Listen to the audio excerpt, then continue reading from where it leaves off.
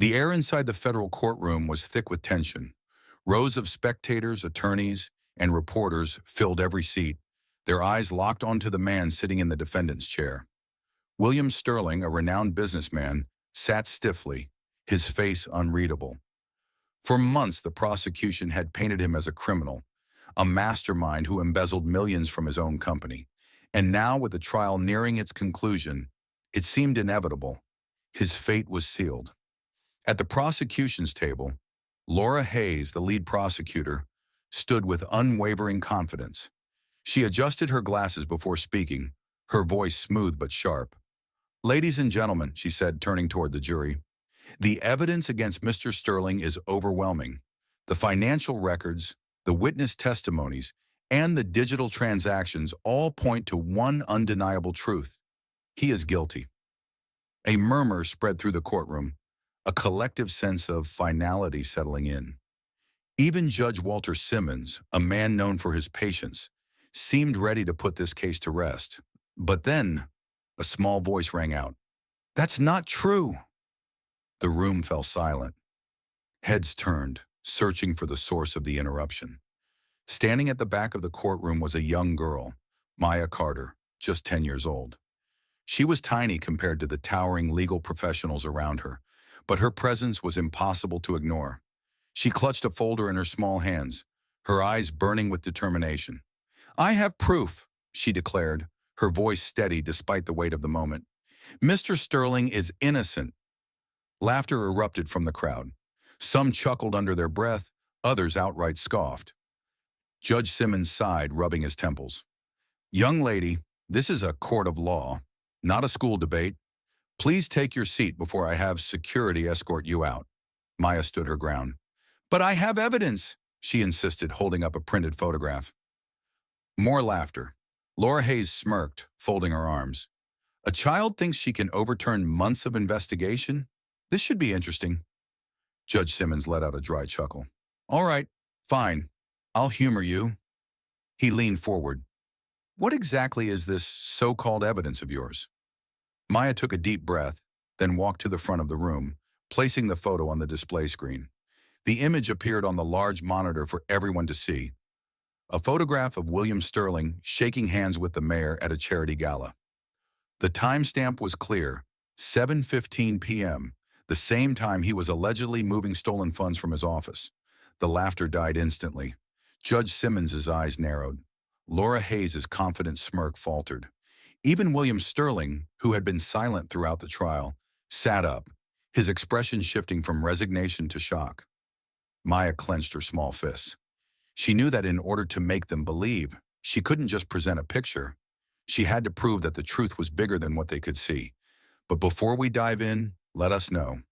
What time are you listening to this? And where are you? Drop a comment below. We'd love to hear from you. 3 weeks earlier, it all began with an article on Maya's tiny computer screen. A seemingly ordinary news report, yet something about it felt off. And that was the moment she decided to uncover a truth no one saw coming. 3 weeks earlier, Maya Carter pressed her small hands against the cool surface of the school library's computer desk, her heart pounding as she scrolled through the news article on the screen. The headline was bold, almost shouting at her, "Business tycoon faces trial for embezzlement. Millions vanished without a trace." Her dark eyes scanned the article, absorbing every word. The man in the photo, a serious-looking, well-dressed businessman, was named William Sterling, a highly respected entrepreneur. He was accused of stealing money from his own company, diverting millions into secret offshore accounts. The prosecution claimed they had overwhelming evidence. Everything pointed to his guilt, but something didn't sit right with her. Maya wasn't like the other kids in her fifth-grade class. While they obsessed over cartoons and social media, she loved puzzles, the kind that required patience and logic, math, codes, patterns. They made sense to her in a way that most things didn't. And this? This didn't add up. She clicked on another article, then another. She found a list of transactions, timestamps of when the stolen money had supposedly been transferred. And then, her breath caught. "Wait a minute," she muttered under her breath. She quickly opened another tab, searching for any mention of where William Sterling had been at the time of the crime. A few clicks later, she found it. An old photo buried in a local blog post. It showed Sterling shaking hands with the mayor at a charity gala. She clicked the image to enlarge it. The timestamp read 7:15 p.m. She pulled up the financial report again. The money had been moved at 7:12 p.m. Her mind raced. How could he be in two places at once? She had to tell someone. The apartment was quiet when Maya tiptoed inside. Her mother, Angela Carter, was in the kitchen, humming softly as she stirred a pot of soup on the stove. Maya hesitated. She should tell her, right? That's what kids were supposed to do. Tell adults when something didn't make sense. Taking a deep breath, she walked up and tugged gently at her mother's sleeve. "Mom, I need to show you something." Angela glanced down, her eyes warm but distracted. "Not now, sweetheart. I'm cooking." "What is it?" Maya hesitated. "It's about that man on trial, William Sterling. I think he's innocent." Her mother sighed, shaking her head. "Maya, that's not our business. Those are grown-up problems. You don't need to worry about that." "But Mom—" "Enough," Angela cut her off, her tone firm but not unkind. "Did you finish your homework?" Maya clenched her jaw, swallowing her frustration. She knew that tone. It meant end of discussion. Fine. If the adults weren't going to listen, she'd do it herself. She snuck into her room and grabbed her mother's old laptop. It was slow, but it would have to do. She spent hours digging through online archives, cross-referencing event schedules, reading financial reports. She even found footage from the charity gala, grainy but clear enough to see William Sterling in the background at the exact time he was supposedly committing the crime. This proves it. Her fingers trembled as she drafted an email to Richard Lawson, Sterling's defense attorney. "Dear Mr. Lawson," she typed, "I am 10 years old, but I think you made a mistake. I have proof that your client was somewhere else when the crime happened. Please look at the picture I attached. It doesn't make sense. Please help him." She clicked send and waited. 10 minutes, 20, nothing. And then, inbox, one new message. Her heart leaped. She clicked it open. "We do not respond to emails from children. Please refrain from contacting us again." Maya's stomach dropped. The next day, she tried again. This time, she walked straight to the nearest police station. She stood on tiptoes at the front desk, gripping the edge as she explained her discovery to the officer behind the glass. He barely looked up. "Kid, we don't take legal tips from elementary school students," he said, smirking. "Go home." Her fists clenched. No one was listening. Maybe they'd listen in court. The idea struck her like lightning. If she couldn't make the police or lawyers believe her, she'd go straight to where the case was being decided. She would bring the evidence herself. And so, that night she made up her mind. Tomorrow she was going to the courthouse. Maya's heart pounded as she stood outside the massive courthouse, staring up at its towering pillars. The place looked intimidating, almost as if it had been built to keep people like her out. She had never set foot in a courtroom before. The weight of what she was about to do settled on her small shoulders, but she had no choice. No one had listened. No one had believed her. If she wanted the truth to come out, she had to do this herself.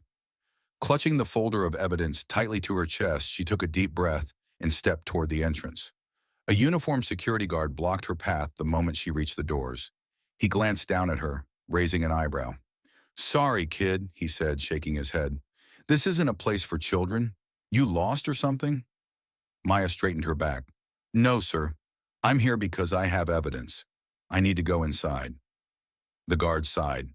"Nice try, but this is a federal court, not a school project. Run along, okay?" Before she could protest, a voice chimed in from behind her. "Hey, what's the commotion?" Maya turned to see a woman in her late 20s, holding a notepad and a press badge. Her auburn hair was pulled into a messy bun, and she had the kind of curious, skeptical look that only a journalist could have. Maya's eyes widened. This was her chance. "I have evidence that proves William Sterling is innocent," she said quickly. "I need to get inside." The reporter, Emily Dawson, let out a soft chuckle. "That's a big claim coming from someone your size."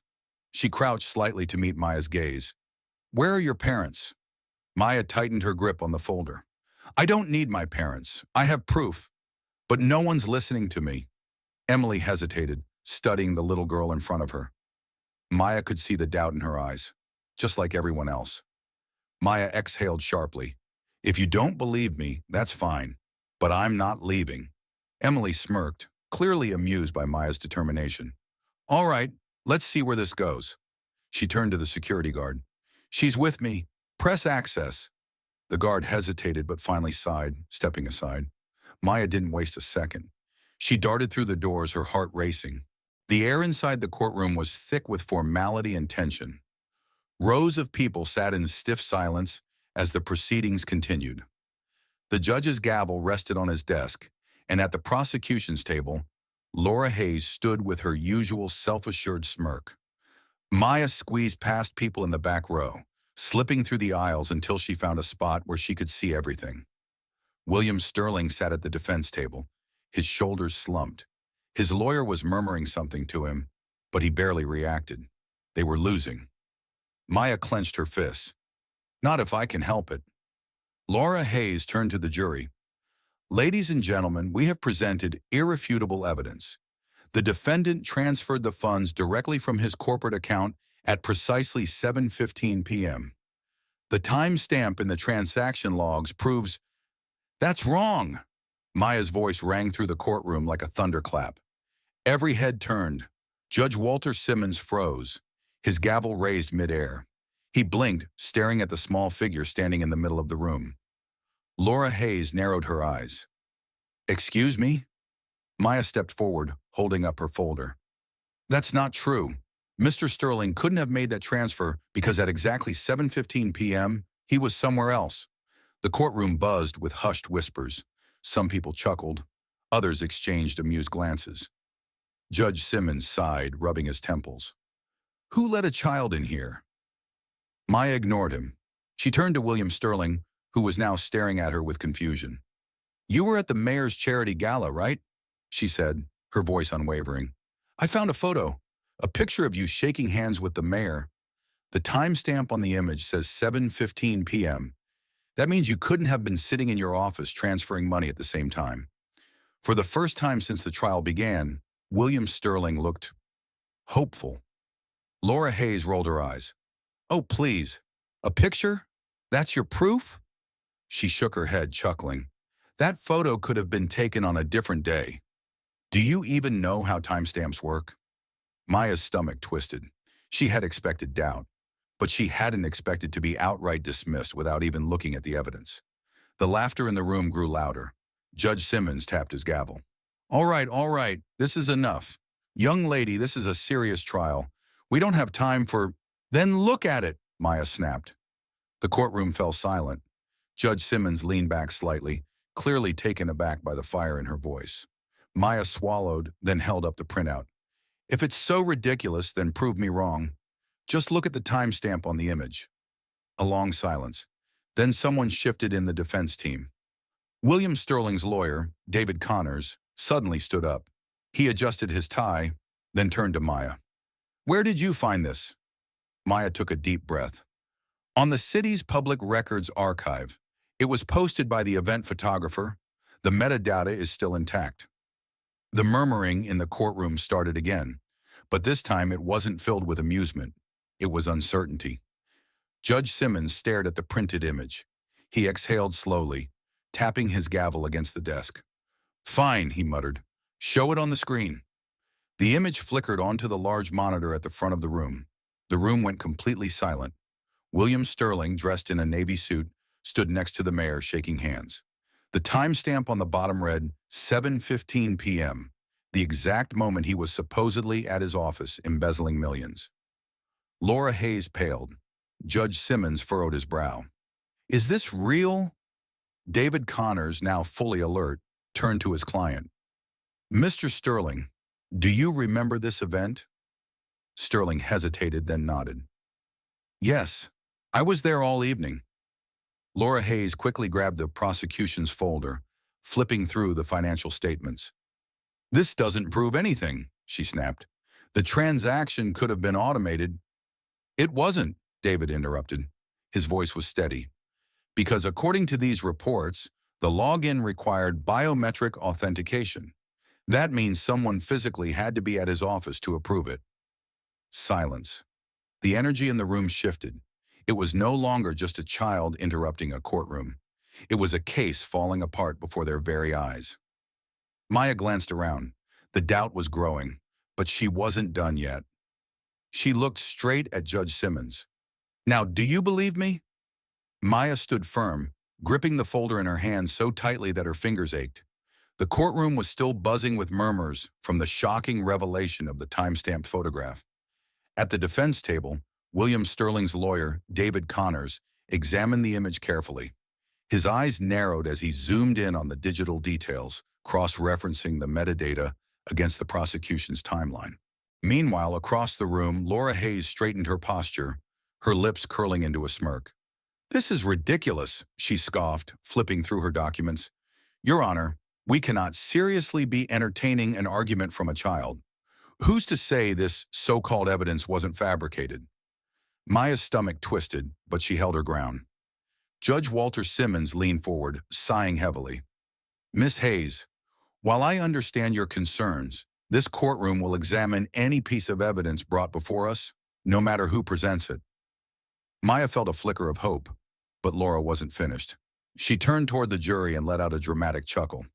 "We live in an era where images can be altered in seconds. Who's to say this little girl," she gestured at Maya dismissively, "didn't pull this from some random website, or worse, modify it herself?" A few jury members exchanged glances. Doubt. Maya swallowed hard. David Connors spoke up, his voice calm but firm. "Miss Hayes, are you suggesting that a 10-year-old child hacked into the city's public records and manipulated the metadata of a government-stamped photograph?" Laura's smirk faltered, but she quickly recovered.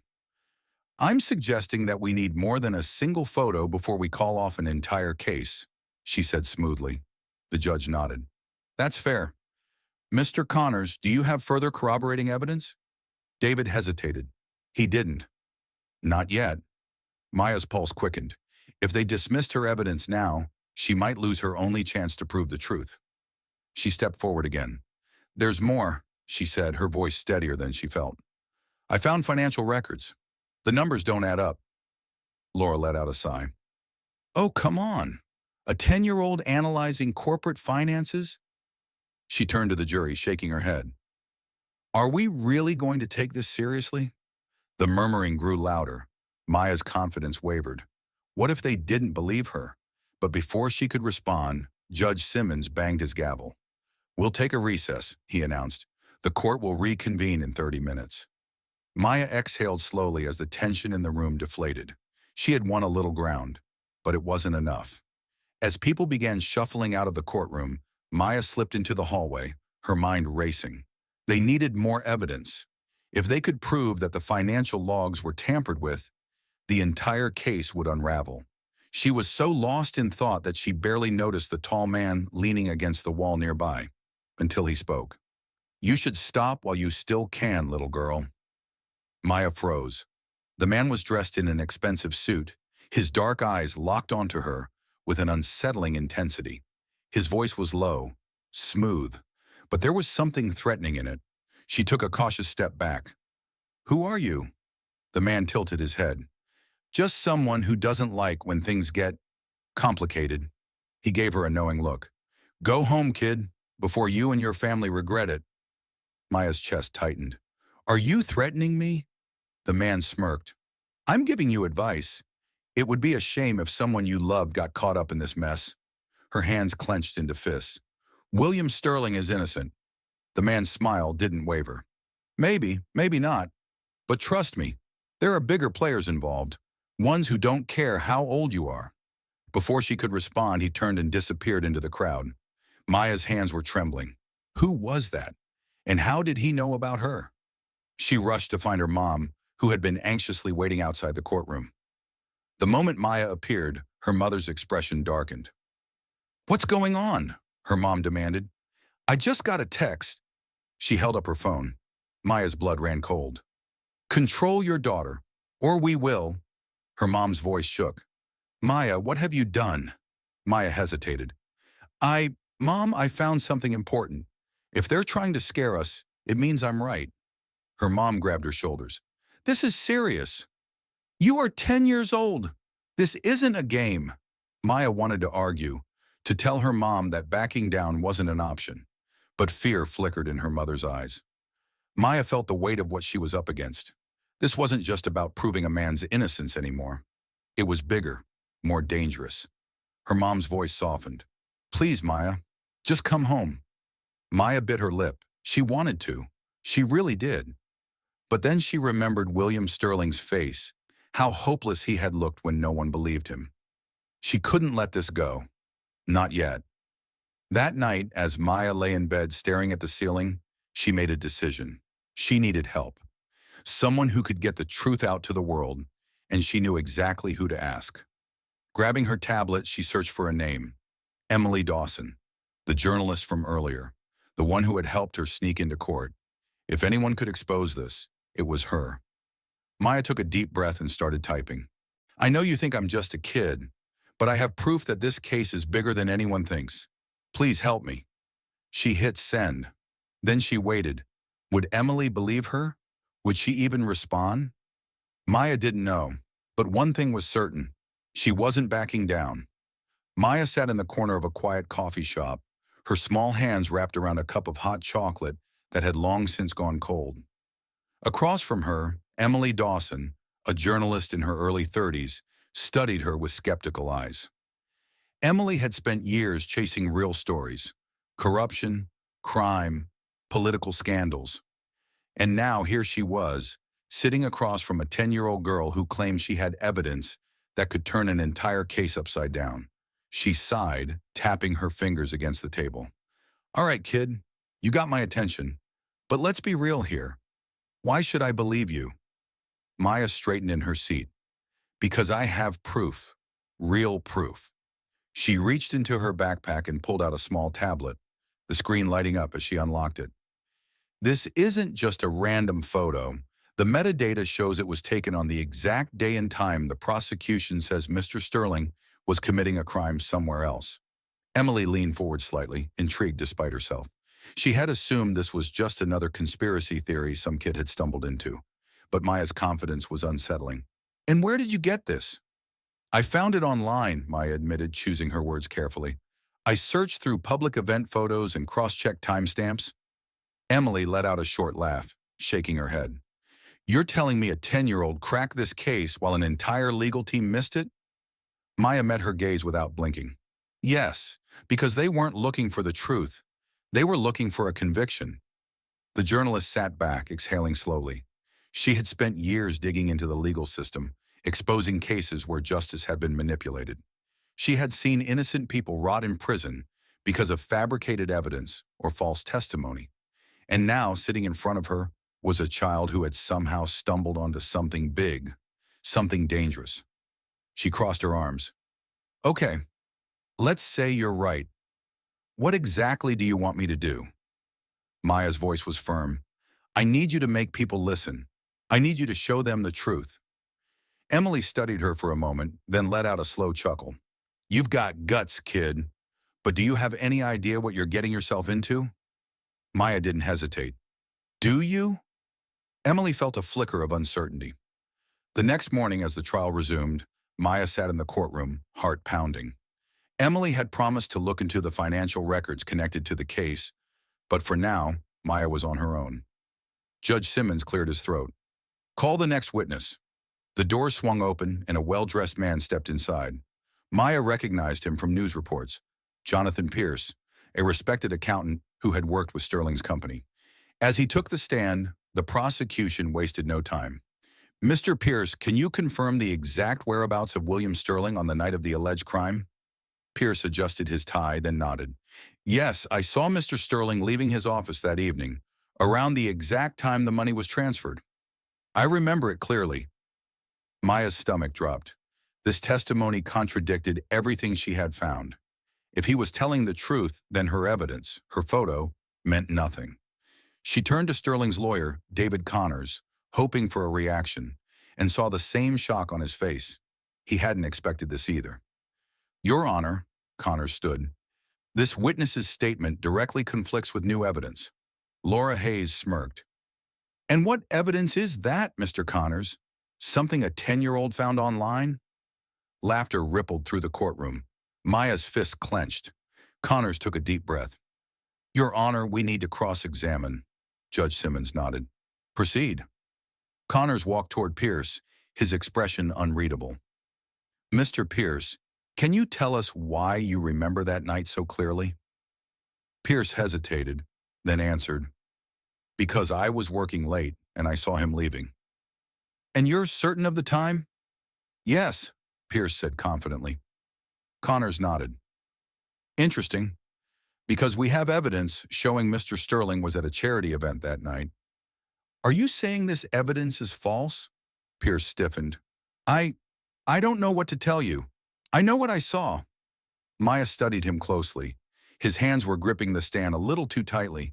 His breathing was just a little too controlled. She leaned over and whispered to Emily, who had decided to attend the trial after all. He's lying. Emily's eyes narrowed. How do you know? Maya's voice was steady. Because he looks like he's trying to convince himself as much as the court. Emily pulled out her phone and quickly typed something. Then she froze. What is it? Maya whispered. Emily turned the screen toward her. It showed a recent bank deposit.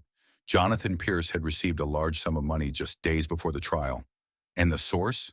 A private investment firm linked to several high-profile legal scandals. Maya's heart pounded. They paid him to lie. As the trial ended for the day, Maya and Emily stepped outside into the afternoon light. You need to be careful, Emily said. This is bigger than just one case. If we expose this, we could be blowing the lid off something huge. Maya was about to respond when a sleek black SUV rolled slowly past them. A man in sunglasses sat in the passenger seat, staring directly at them.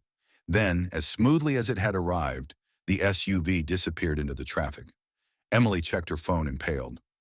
Maya leaned over to read the message. If you publish anything, you'll regret it. Emily exhaled sharply. Well, that settles it. They're scared.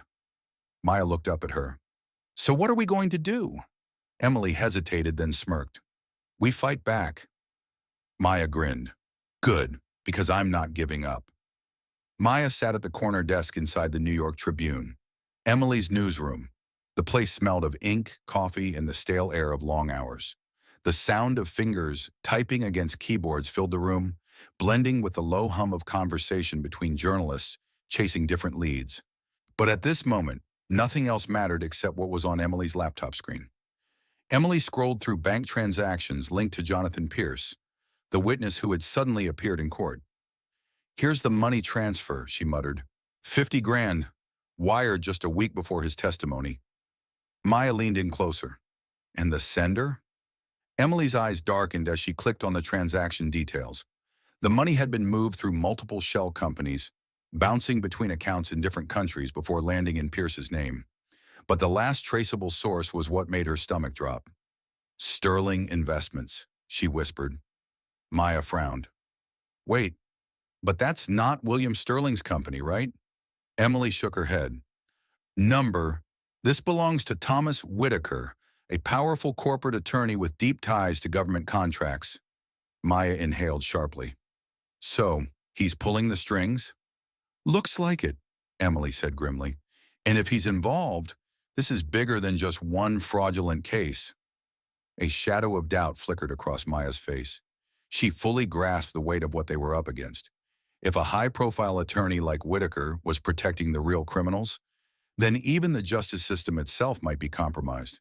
She straightened in her seat. We have to expose this. Emily exhaled, running a hand through her hair. Easier said than done, kid. We need more than just financial records, something undeniable, something so explosive they can't spin their way out of it. Maya's fingers gripped the edge of the desk. Then we dig deeper. The following morning, the trial took an unexpected turn. As soon as court was in session, Laura Hayes, the lead prosecutor, stood up. Your Honor, the prosecution requests a temporary suspension of these proceedings, she announced. A murmur rippled through the courtroom. The judge frowned. On what grounds? Hayes hesitated, choosing her words carefully. We have reason to believe that new evidence may need to be reviewed. Maya's stomach twisted. Just yesterday, Hayes had been determined to get a conviction. Now she was trying to slow things down? Emily, sitting beside her in the audience, leaned over. She's stalling, she whispered. Maya nodded, which means she knows something's wrong. David Connors, Sterling's defense attorney, stood. Your Honor, my client has been fighting these charges for months. If the prosecution is only now questioning their own case, then perhaps this trial should be dismissed altogether. Judge Simmons exhaled sharply, glancing at Hayes. Ms. Hayes, is your office admitting to potential misconduct? Hayes shook her head quickly. Not at all, Your Honor. We just need time to verify details.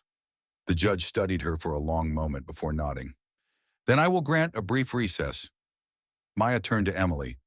What if she's involved in the cover-up? Emily pursed her lips. Then she's running out of time, just like we are. Back at the New York Tribune, Emily wasted no time preparing a story. She worked through the evening, double-checking sources, ensuring everything was bulletproof. By midnight, the article was finalized. Title, Bribery in the Justice System? The Hidden Money Behind the Sterling Case. Emily hit submit, sending the piece into the newspaper system for review. She exhaled, stretching her arms.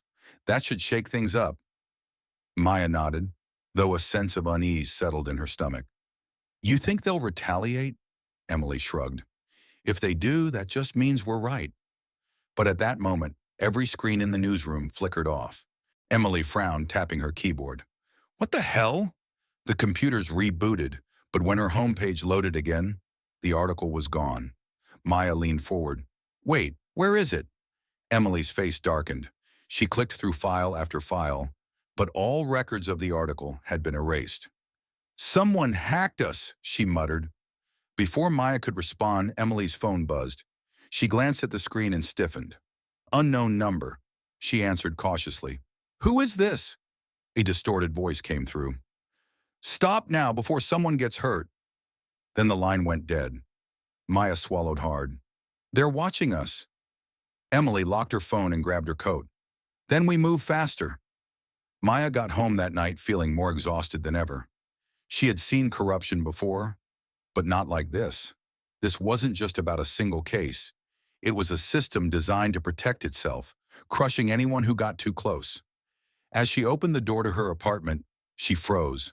Something was wrong. The furniture had been moved. The drawers were half open. Her mother's favorite photo frame lay shattered on the floor. She stepped inside carefully, heart pounding. Mom! Silence. She walked into the living room and gasped. Their entire apartment had been ransacked, as if someone had been looking for something.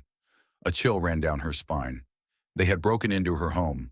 A sudden panic hit her. She checked her backpack, frantically searching for the one thing that mattered, her USB drive. When her fingers brushed against the small metal device in her pocket, relief washed over her. It was still there, the last surviving copy of the proof. She exhaled shakily, gripping it tightly. Emily had been right. This was bigger than her. She stood in the middle of the wrecked apartment, looking around at the mess they had left behind. Then slowly she straightened her shoulders. If they think they can scare me into stopping, she murmured. She clenched the USB in her palm. They're dead wrong. The air inside the courtroom felt heavy, charged with unspoken tension. Maya sat in the back row, her fingers curled into fists as she watched prosecutor Laura Hayes stand tall before the judge. We have new evidence that directly implicates William Sterling in this financial crime, Hayes announced, her voice smooth, practiced. This new material should be considered before any further proceedings. A ripple of murmurs ran through the room. Maya's jaw clenched. This wasn't part of the official case file. Emily, seated beside her, leaned in and whispered, She's stalling. Maya nodded. Something felt off. The judge adjusted his glasses. Prosecutor Hayes, please clarify. What exactly is this new evidence? Hayes hesitated for a split second. Too long. Then she handed over a sealed folder. Your Honor, the contents contain financial records that contradict the defense's argument. William Sterling's attorney, David Connors, rose from his seat. This is the first we're hearing about it, Your Honor. If this evidence were legitimate, the prosecution would have submitted it in advance. The judge glanced at Hayes, then at Connors. You'll both have time to review it before we proceed. Court adjourned for today. As the gavel struck, the room erupted into hushed conversations. Maya turned to Emily. She's lying, Emily nodded. We need to find out why. Maya and Emily hurried down the courthouse steps, their minds racing. Before they could reach the parking lot, a soft voice called out from behind them. Hey, wait. They turned. A man, probably in his 40s, dressed in a crisp court officer's uniform, stood under the dim glow of a street lamp. He looked around nervously before stepping closer. I don't have much time, he muttered, glancing over his shoulder. But you need to know something. Maya's heart pounded. Who are you? I work in the court's records division, the man whispered. And I saw something last night. He slipped a thin manila envelope into Maya's hands. You didn't get this from me. Then he was gone, disappearing into the evening crowd. Emily pulled Maya toward a quiet corner near the parking lot. She unfolded the file carefully. Inside were printed security logs. Maya's breath hitched. This shows that Laura Hayes was inside the courthouse after hours last night. Emily's eyes widened. And look, she accessed the evidence storage room. Maya swallowed hard. She wasn't just bending the truth. She was planting false evidence. A chill ran through her. This wasn't just a miscarriage of justice. This was deliberate corruption. Back at Emily's small office, they scanned the documents again. Maya's hands trembled slightly. If we expose her, this whole case could collapse. Emily exhaled. And if we don't, an innocent man goes to prison. Maya nodded. Then we move fast. Emily pulled up her laptop. Let me write the story now. We'll leak the records before she has time to cover her tracks.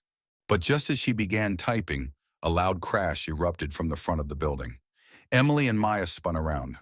Through the office's glass window, they saw three men in dark jackets storm into the nearby cafe where they had just grabbed coffee. One of them smashed a laptop off a table. Another swept files and papers onto the floor. Emily's stomach dropped. That's the cafe where I sometimes work. Maya's pulse quickened. They're looking for us. Emily quickly grabbed her laptop, but before she could hit save, the screen went black. Maya gasped. What just happened? Emily clicked frantically. They wiped my system. She stood up. We need to get out of here, now. Out in the cold night air, Maya and Emily hurried away, checking behind them every few seconds. Emily ran a hand through her hair, exhaling sharply. They took everything, all my files, gone. Maya reached into her pocket and pulled out a tiny silver USB drive. She turned it over in her palm before meeting Emily's stunned gaze. They think they erased everything, Maya murmured. She held up the USB drive. They're wrong. Emily stared at it, realization dawning on her face. Maya grinned. They didn't know I had a backup. Emily let out a short laugh, shaking her head. You really don't give up, do you? Maya's expression hardened. Not when the truth is at stake. She took a deep breath and looked toward the courthouse in the distance. This fight is just getting started. Maya sat on the edge of a worn-out couch inside Emily Carter's cramped newsroom office, her fingers gripping the USB tightly. The small room smelled of stale coffee and printer ink, the walls lined with scattered news clippings, some yellowed with time. Emily was pacing, phone pressed to her ear. Yes, I need a spot tonight. No, I don't care that it's last minute. This isn't just any story. It's corruption at the highest level. She paused, listening, then exhaled. Fine. 30 minutes. We'll be there. Hanging up, she turned to Maya, eyes sharp. We go live in an hour. Maya's heart pounded. And then what? Emily hesitated. Then we see if the truth survives. They arrived at Channel 9 News, a small local station that barely made headlines outside of New York. But tonight, their story might be different. Inside the studio, a middle-aged anchor, Michael Brooks, adjusted his tie as he studied the flash drive in Emily's hand. This is real? He asked, skeptical. Emily nodded. Absolutely, Michael sighed. All right, we'll run it. But if this backfires, I'm out of a job. The red light above the camera flickered on. Michael cleared his throat and turned to the camera. Tonight, we bring you an exclusive look at what could be the biggest judicial scandal of the decade. A whistleblower has come forward with undeniable evidence of corruption within the DA's office. Maya and Emily watched as the screen behind him displayed the documents linking prosecutor Laura Hayes to altered evidence. It was all there: the security logs, the financial records, and most importantly, the sealed transcript showing that the prosecution had been manipulating the trial. Maya exhaled slowly. "We did it," she whispered. But then, the screen behind the anchor abruptly cut to black. The station director ran in, panic in his eyes. "The feed just got pulled. Our connection to the satellite, it's being jammed."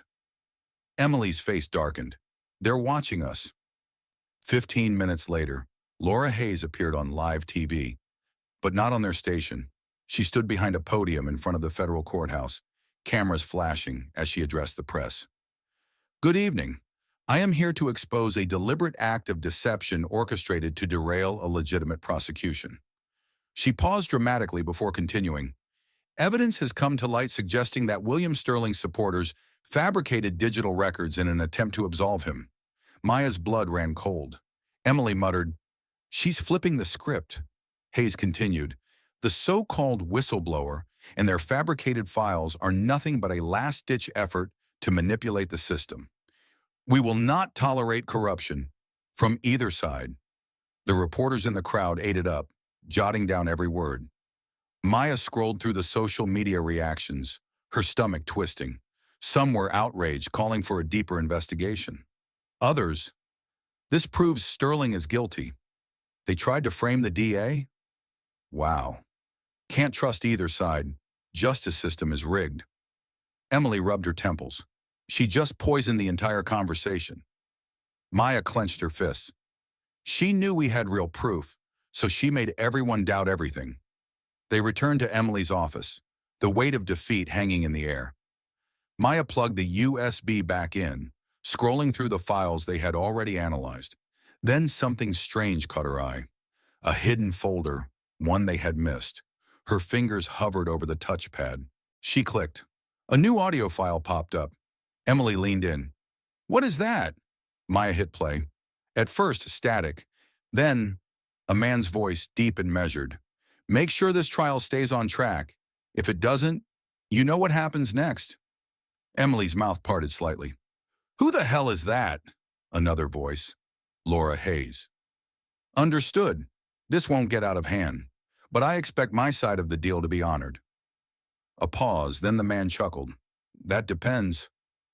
Do your job, and maybe you won't be the one answering questions next." The file ended. The room was silent for several seconds. Maya looked up, her mind racing. She's not the one in charge. Emily met her gaze. "Someone bigger is pulling the strings." Maya stood, staring at the city lights through the window. At the start, she had only wanted to save one innocent man. Now she understood. It wasn't just about William Sterling. It wasn't just about Laura Hayes. The corruption ran deeper, and she had just stepped onto a battlefield much bigger than she ever imagined. Emily's voice was quiet. "What do we do now?" Maya turned back, determination burning in her eyes. "We expose everything." She grabbed her laptop. "This isn't just about one case anymore." She looked at the hidden file one last time before pressing upload. "This is about taking the whole damn system down." The newsroom was buzzing with nervous energy. Channel 12. News, a modest studio on the west side of Manhattan, had agreed to air the recording that could change everything. Maya sat beside Emily in a dimly lit waiting room, gripping the USB drive like a lifeline. She could hear the low hum of the control room, the static of live news being prepared for the evening broadcast. Emily checked her phone. "We're 10 minutes out," she whispered. Maya nodded, heart pounding. This was it, the moment where they would expose the truth. Just as the countdown to air began, a producer rushed in, looking pale. "We have a problem." Emily sat up. "What kind of problem?" The producer shoved a tablet into Emily's hands. "A court order." Maya leaned over to read the document. By order of the New York Superior Court, the dissemination of unverified evidence regarding an ongoing criminal case is prohibited under legal penalty. Any media outlet violating this order will face severe legal consequences. Maya's hands clenched into fists. "They blocked us." Emily muttered. The producer sighed. I'm sorry, but we can't air it. Our legal team won't take the risk. Maya felt the weight of betrayal settle in her chest. Emily pushed back. You don't understand. This isn't just a story. It's proof of corruption. The producer shook his head. And if we air it, we could lose the entire network. Emily exhaled sharply, running a hand through her hair. We need another way. Maya pulled out her phone. Then we do it ourselves. An hour later, they arrived at an abandoned warehouse on the Lower East Side. Emily checked the message again. If you want the full story, come alone. 10 p.m., no cops. A man stepped out of the shadows. He was middle-aged, unshaven, and looked like he hadn't slept in weeks. You're the journalist, he asked Emily. Emily crossed her arms. And you are? The man hesitated before glancing at Maya. The girl, he muttered. You're the one causing all this trouble? Maya didn't flinch. And you're the one who knows the truth, right? The man nodded, then handed Emily a thick folder. I used to work at the DA's office, he admitted. Hayes isn't just covering up this case. She's been doing it for years, fabricating evidence, silencing witnesses, protecting powerful people. Emily flipped through the files. This is enough to take her down. The man let out a bitter laugh. If only it were that easy. Maya's stomach tightened. What do you mean? The man took a slow breath. If this case collapses, it won't just be Hayes going down. It'll be judges, senators, people with real power, and they will do anything to keep their secrets buried. Before they could process what they had just learned, Emily's phone buzzed. A news alert. She clicked it, and her blood ran cold. Breaking news. Journalist Emily Carter and child activist Maya Johnson accused of fabricating evidence in high-profile trial. Emily read the article aloud, her voice shaky. According to sources, Carter and Johnson have manipulated digital files in an attempt to deceive the court. Prosecutor Laura Hayes has called for an immediate investigation. Maya's head was spinning. They're turning it against us, she whispered. Emily gritted her teeth. They were ready for this. Maya snatched Emily's phone, scrolling through the public reaction. Some people believed them, but most? Unbelievable. A journalist and a kid playing detective? Where's the real proof? Anyone can fake a recording. If she was telling the truth, why isn't this on a major network? Maya's stomach twisted in frustration. Emily exhaled sharply. We've lost control of the narrative. Maya shook her head. They just took it first. When they got back to Maya's apartment, something felt off. The front door was slightly open. Maya's heart dropped. Emily motioned for her to stay behind as she stepped inside. Then, a sharp gasp. Maya rushed in to find her mother sitting at the kitchen table, crying, and across from her, 2 uniformed officers. One of them looked up. Emily Carter? Emily stiffened. Yes? The officer pulled out a warrant. You're under arrest for unauthorized access to government records and tampering with evidence. Maya's world crumbled. No, she didn't do anything. Maya's voice cracked as she stepped between them. Emily didn't resist. Maya, it's okay. The officer continued. You'll have your day in court, but for now you're coming with us. Maya's chest tightened as they placed handcuffs on Emily's wrists. As they led her away, Emily turned back to her. Her eyes were calm, determined. Maya, she said, don't stop. The door slammed shut behind them. Maya stood there, fists clenched, her mother sobbing quietly at the table. She reached into her pocket, feeling the small USB drive still there, the last piece of evidence. Her breathing steadied. If they think this will scare me, she whispered, voice shaking but unbroken. They picked the wrong girl. The courtroom was silent. Judge Simmons tapped his gavel lightly, signaling for order. At the prosecution's table, District Attorney Laura Hayes stood tall, her confidence radiating through the room. Ladies and gentlemen, she addressed the jury, her voice smooth and composed. We have reached the final stage of this case. Despite all the noise, the rumors, and the distractions created by outside sources, the facts remain unchanged. The defendant, Mr. Richard Calloway, is guilty of embezzlement and fraud, and there is no credible evidence that proves otherwise. From the back of the courtroom, Maya Johnson clenched her fists. She could feel the weight of the moment pressing against her chest. The news was everywhere. She was the liar, the troublemaker, the little girl who thought she was a hero. She turned to her left, where her mother sat, her expression a mix of fear and exhaustion. She hadn't spoken much since Emily was arrested. Every night, Maya could hear her on the phone, whispering in worried tones to lawyers, family, and anyone who could help. And yet Maya knew no one could fix this for her. She had one last chance to reveal the truth, and it had to happen now. Maya slipped out of the courtroom just as the judge called for closing statements. She pulled out her phone and texted the only person who could help her now. Dante, meet me. Now. Dante Washington was a college student, a self-taught hacker Emily had once helped expose a citywide data breach. He owed Emily, and now he owed Maya. 10 minutes later, she was in a dimly lit basement apartment, sitting in front of 3 glowing monitors as Dante swore under his breath. "You're crazy, kid," he muttered, fingers flying across his keyboard. "They're monitoring everything right now. You think they're just gonna let you leak this?" Maya exhaled sharply. "We don't have a choice." Dante clicked open a folder. Inside was the recording that could change everything.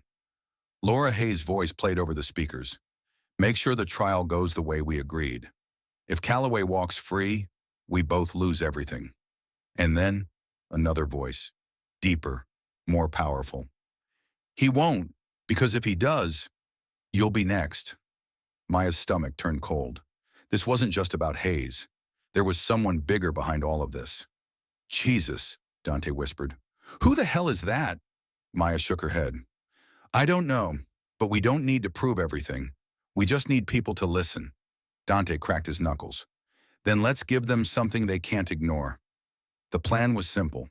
Post the recording, everywhere, all at once. Dante uploaded the file to Twitter, YouTube, Facebook, Reddit. And within seconds, the views exploded. Comments flooded in. "What the hell is this? Are we really letting them get away with this? Delora Hayes just got caught on tape. This is insane." Maya's heart raced as she watched the numbers climb. But then, the screen started going dark. "Dante, what's happening?" Dante's hands moved fast, trying to reconnect. "They're shutting it down. Government override. It's getting flagged as dangerous misinformation. They're wiping it." Maya's breath hitched. No. One by one, the posts vanished. The evidence was disappearing before the world could see it. Dante cursed. "They've got control of the platforms. We need a bigger stage." Maya's fingers trembled over her phone. And then, a notification popped up. A direct message from a name she recognized, BBC Investigations. The moment international reporters picked up the file, everything changed.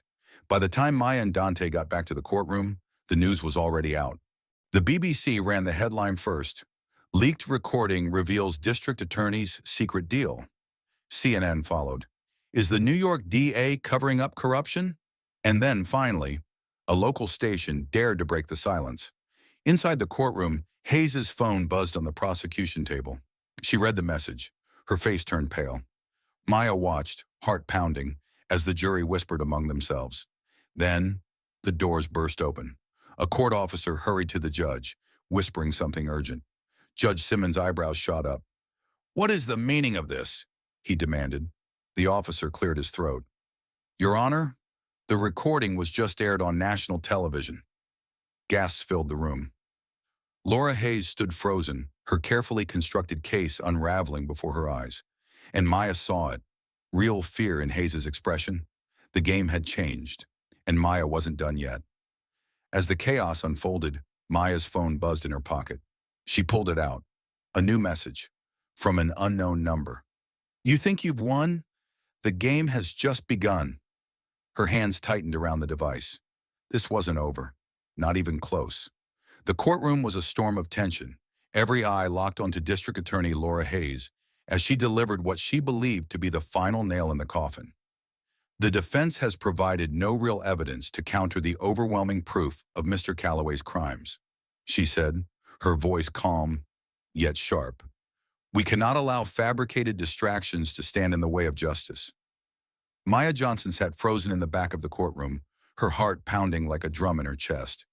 She knew what was coming, the final verdict. She turned to look at her mother, who had barely spoken since the night Emily was arrested. The fear in her mother's eyes made Maya's stomach churn. And yet, there was no turning back now. Maya pulled out her phone and quickly sent a message. Dante, it's time. A dimly lit room, somewhere deep in the city. Dante Washington, eyes glued to his monitors, grinned as he saw the message. All right, kid, let's make history. His fingers flew over the keyboard, unleashing a digital storm. The plan was simple. Upload the recording. Everywhere. All at once. Maya's voice echoed through the speakers. If they won't listen to the truth in court, then we make them hear it everywhere else. With a final keystroke, Dante pushed the file live. Within seconds, the recording exploded online. Twitter, YouTube, Facebook, Reddit, news forums. Millions of people watching, millions of people listening. Then just as quickly as the truth spread, it began to vanish. Maya's phone buzzed. Dante's name flashed across the screen. They're wiping it, he breathed, the shock clear in his voice. It's getting flagged as fake news. Government override. They're erasing everything. Maya's breath caught. Number, no, no, no. One by one, the links went dark. Twitter accounts were suspended. YouTube videos were deleted. Facebook pages were shut down. It was like watching the truth get buried alive. Maya gritted her teeth. We need a bigger stage. Dante hesitated. You're thinking international, aren't you? Maya nodded.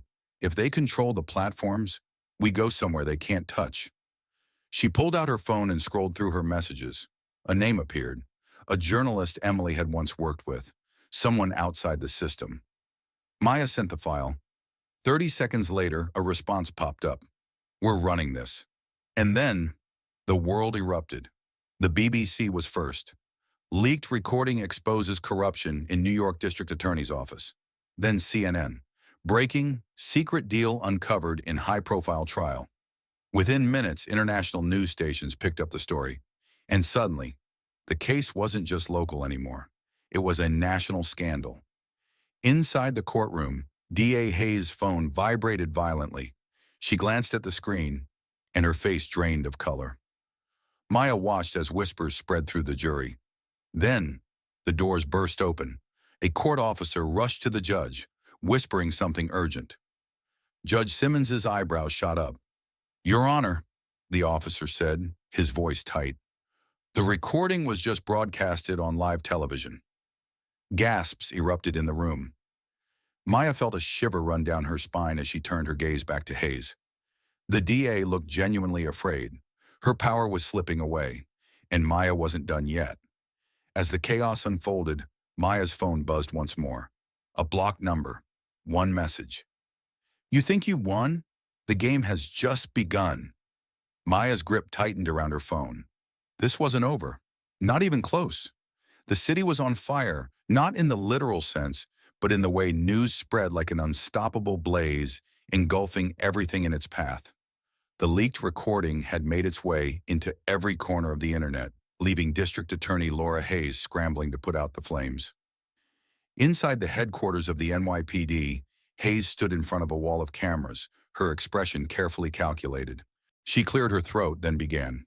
Ladies and gentlemen, the so-called evidence circulating online is nothing more than a carefully crafted fabrication, a smear campaign designed to undermine our justice system.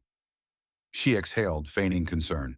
And let's not forget, this all started with the claims of a child, a 10-year-old girl who doesn't understand the weight of the law. She let those words sink in, as if she had just discredited Maya Johnson with a simple fact, her age. Reporters murmured, some nodding in agreement, while others exchanged skeptical glances. But Maya, watching from the courtroom, felt her stomach twist. They weren't taking her seriously. Her fingers curled into fists. This wasn't just about proving a man's innocence anymore. It was about proving herself. The next morning, the courtroom was buzzing. The weight of the scandal hung in the air, but Hayes still looked composed, convinced that she could spin the narrative back in her favor. Then the doors creaked open. A man in a gray suit stepped forward, his hands shaking slightly. Hayes stiffened. Maya leaned forward in her seat. The judge looked at the man. State your name and occupation for the record. The man hesitated before speaking into the microphone. My name is Andrew Coleman. I was a senior investigator in the district attorney's office. A ripple of whispers spread through the courtroom. Coleman glanced at Hayes before turning back to the judge. I have information that will change the course of this trial. The room fell silent. Hayes shot up from her seat, her voice sharp. This is highly inappropriate. If he has evidence, it should have been submitted through proper channels. But Coleman only looked at her with pity. You would know about manipulating proper channels, wouldn't you? Hayes's face paled. Maya's heart raced. Coleman took a deep breath. I was there the night Hayes ordered the destruction of key evidence in this case. I saw her meet with the lead investigator. I heard her tell him that Calloway needed to be convicted, no matter what. A gasp rippled through the room. Judge Simmons adjusted his glasses. You understand the weight of what you're saying? Coleman nodded. That's why I'm saying it now. Maya's breath caught. This was it, the break they needed. Hayes lost her composure. This is absurd. This man is a disgruntled employee, a liar. She glared at Coleman, then turned to the judge. Your Honor, this is a blatant attempt to sabotage my office. The credibility of this witness is... A sudden ping echoed through the courtroom. A notification flashed across the judge's laptop screen. And then another. And another. The bailiff leaned in, whispered something in his ear. Judge Simmons frowned, then tilted his screen slightly.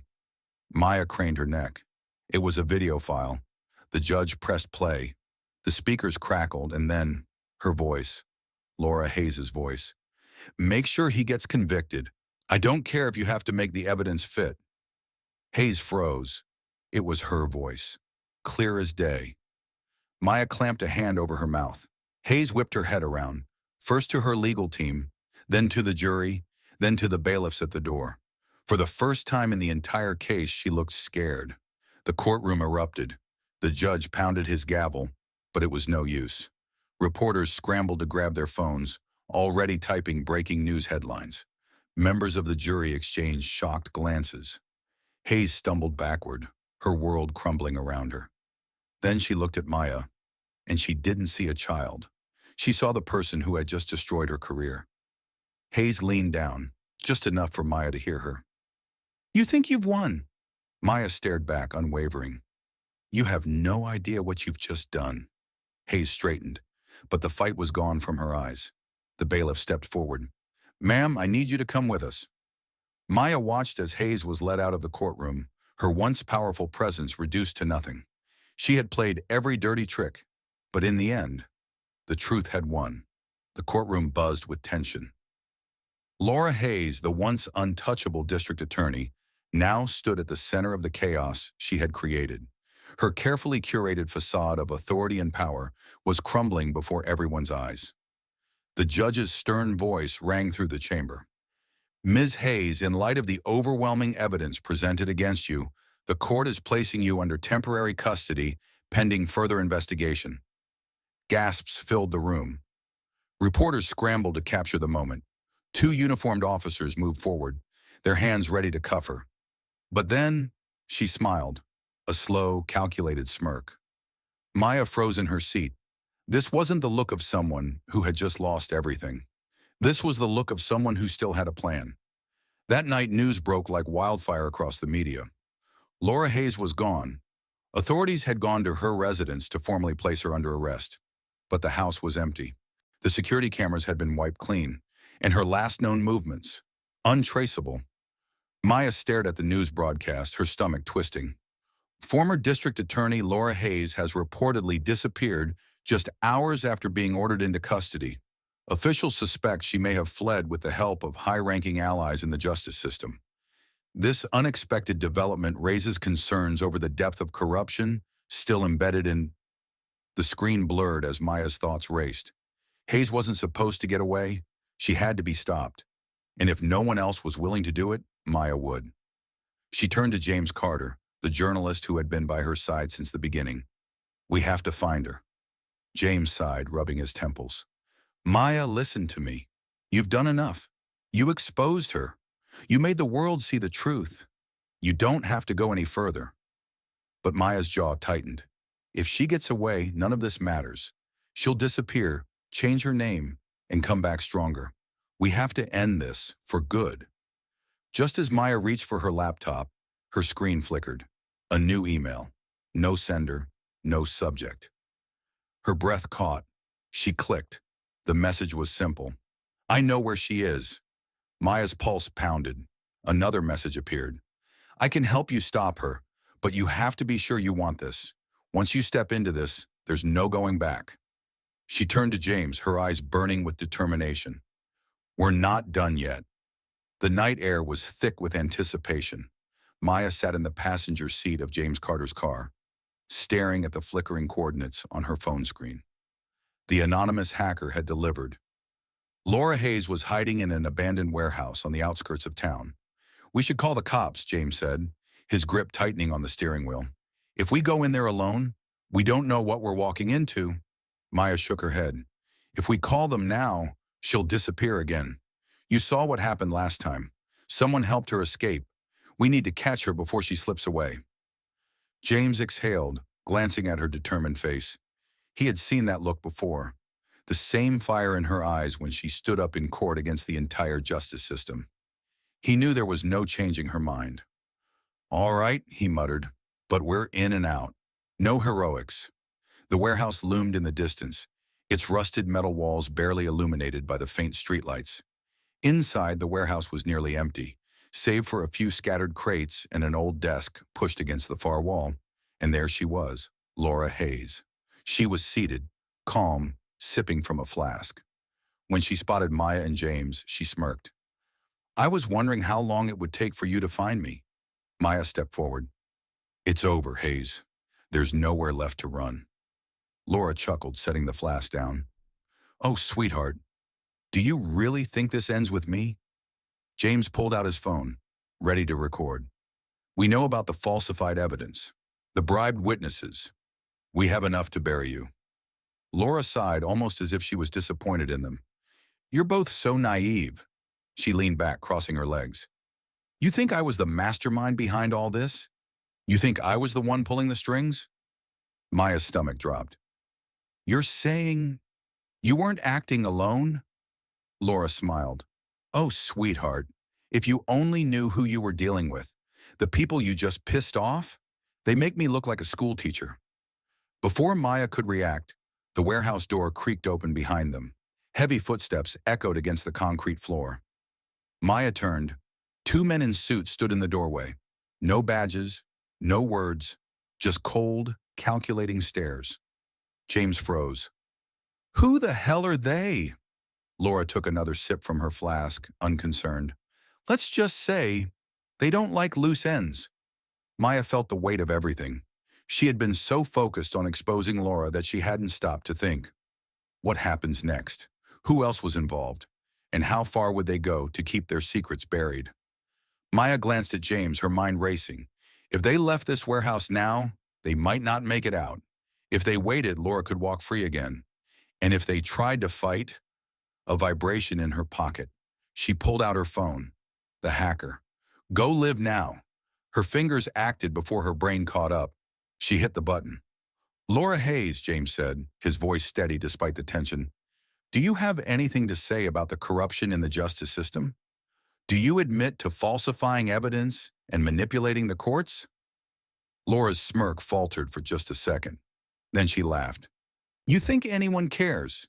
You think anyone will believe a child and a washed-up journalist?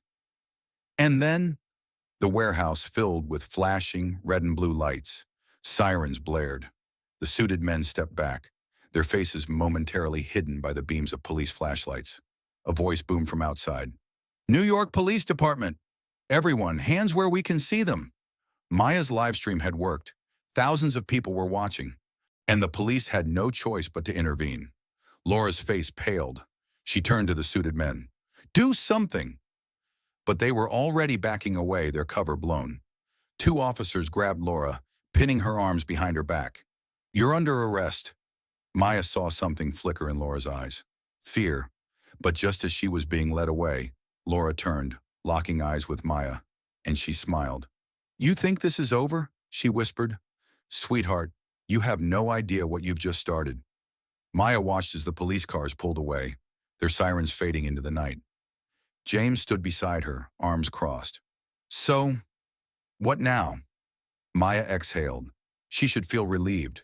She should feel victorious. But she didn't. Her phone buzzed again. Another anonymous message. You did well, but this was just the beginning.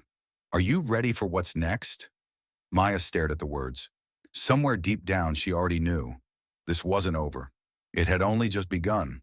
The courtroom was packed, every seat filled, every eye locked onto the judge as he prepared to deliver the final verdict. The weight of weeks, no, months of deceit, corruption, and manipulation was about to be sealed with a single decision. Maya sat in the front row, her hands gripping the edge of the bench. She had fought for this moment, pushed past every warning, every threat. And now she was about to hear the fate of the woman who had tried to bury the truth. Judge Whitmore cleared his throat. Laura Hayes, you have been found guilty of evidence tampering, bribery, and obstruction of justice. In light of the overwhelming evidence against you, this court sentences you to 25 years in federal prison with no possibility of parole. Gasps rippled through the courtroom. The media scrambled to type up their headlines. James, sitting beside Maya, let out a breath of relief. Laura Hayes, however, did not react like a woman whose life had just been ruined. She sat there composed, her lips curling into something resembling amusement. When the bailiffs moved to escort her out, she turned her head slightly toward Maya and whispered, "You think this is over?" A chill crawled down Maya's spine. She wanted to believe it was over. She needed to believe it was over. As they stepped out of the courthouse, cameras flashed wildly, reporters shouting over one another. Maya, how does it feel to take down one of the most powerful prosecutors in the country? Did you ever feel like your life was in danger? What's next for you? James shielded her from the reporters, guiding her toward the waiting car. The city hummed with energy, news stations broadcasting live updates, social media flooded with opinions, debates, and conspiracy theories. Maya stayed silent the entire ride home, because despite everything, despite the conviction, the headlines, the celebrations, something wasn't right. That night, Maya sat at her desk, scrolling through the news, articles dissecting the trial, Hayes' conviction, the supposed heroic efforts of a young girl who stood up for justice. But none of it felt like a victory. Then a notification popped up, one new email, no sender, no subject. Her heart pounded as she clicked it open. There was no greeting, no context, just a single line, "We are not finished." Maya stared at the words, her fingers tightening around the mouse. Then she noticed an attachment. With a deep breath, she clicked on it. A list unfolded before her eyes. Dozens of names, senators, CEOs, high-ranking officials, judges.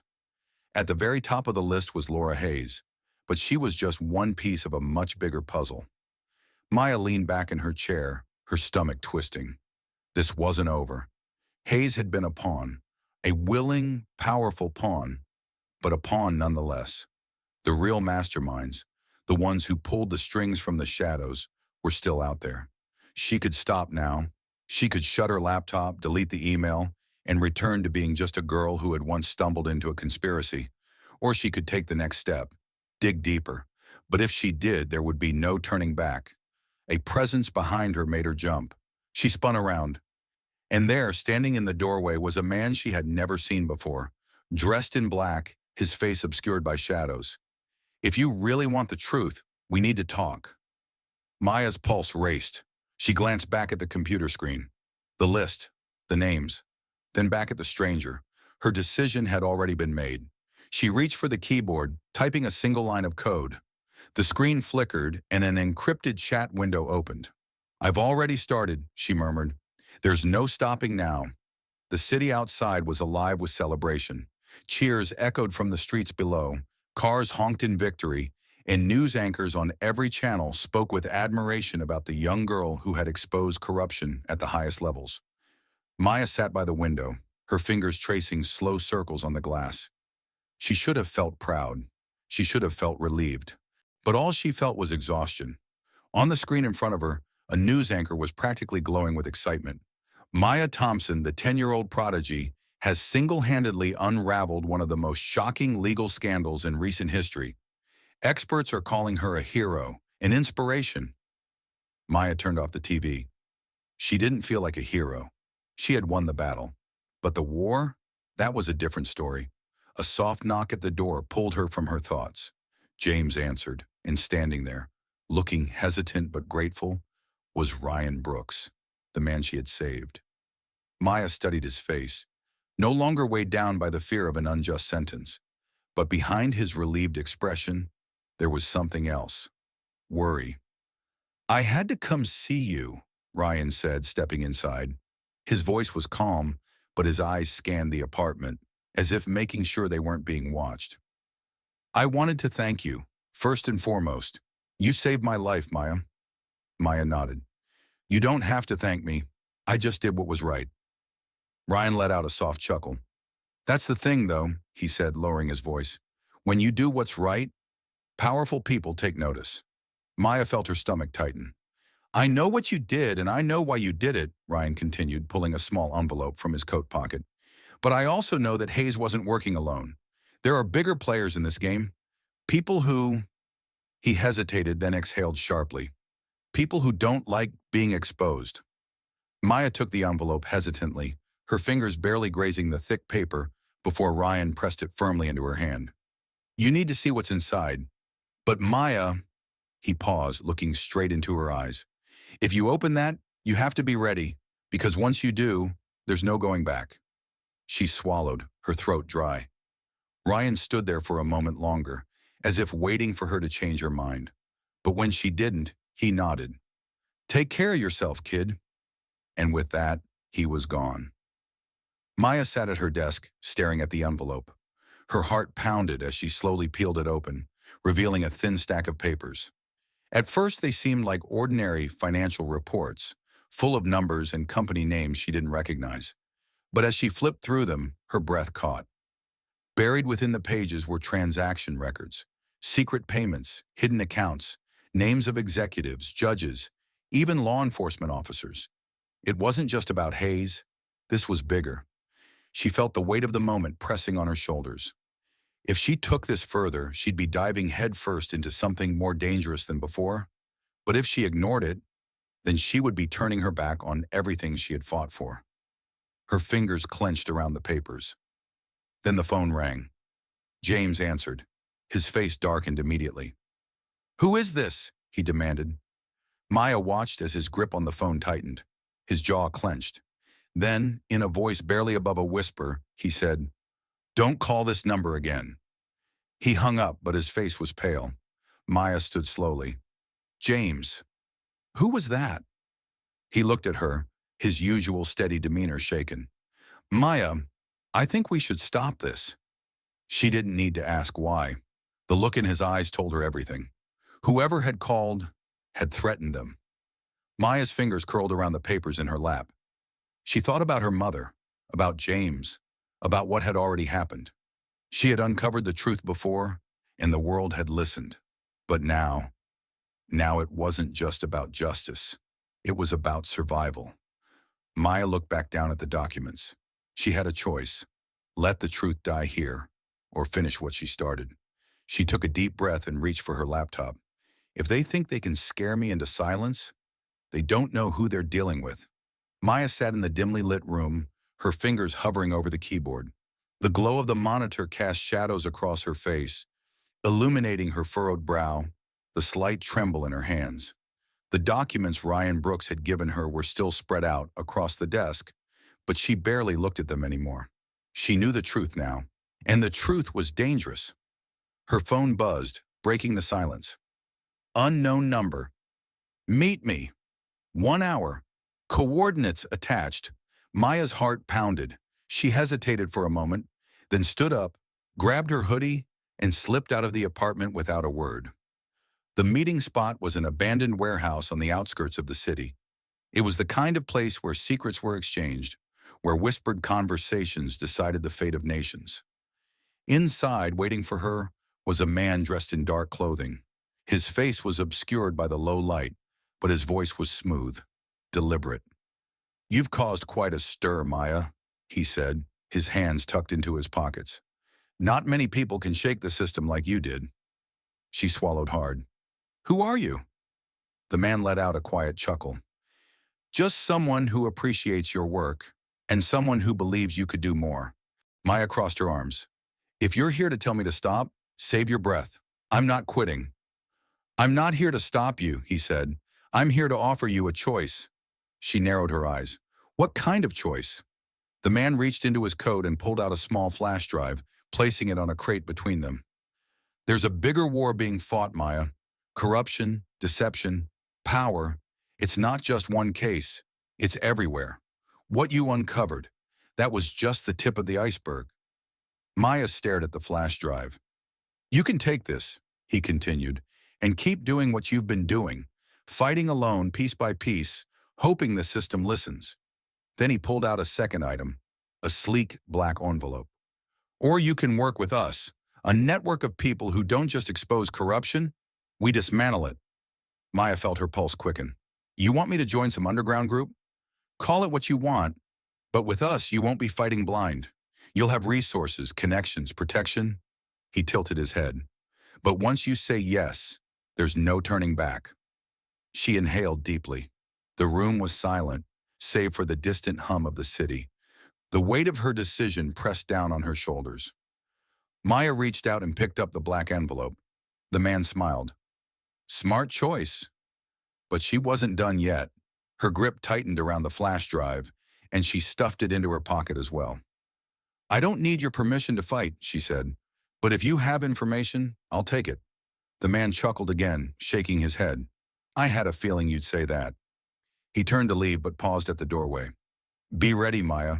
Once this starts, you won't be able to stop it. She watched him disappear into the shadows.